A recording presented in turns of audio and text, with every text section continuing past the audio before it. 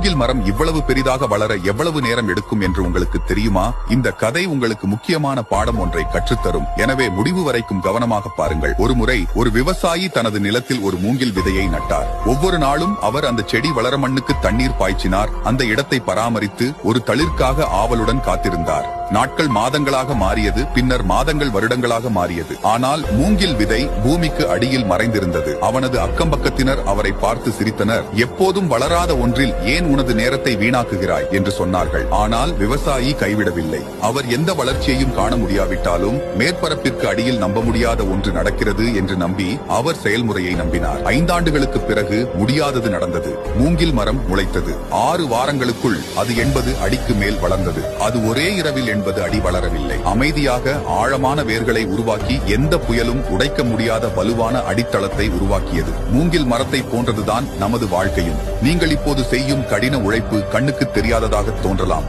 ஆனால் அது உங்கள் எதிர்கால வெற்றிக்கான அடித்தளத்தை உருவாக்குகிறது. எனவே பொறுமையாக இருங்கள். உங்கள் செயல்முறையை நம்புங்கள். மேலும் உங்கள் இலக்குகளுக்காக கடினமாக உழைத்துக் கொண்டே இருங்கள். நீங்கள் விரும்பும் முன்னேற்றம் நீங்கள் நினைத்ததை விட நெருக்கமாக உள்ளது. வளர்ச்சியின் நோக்கம் மக்களின்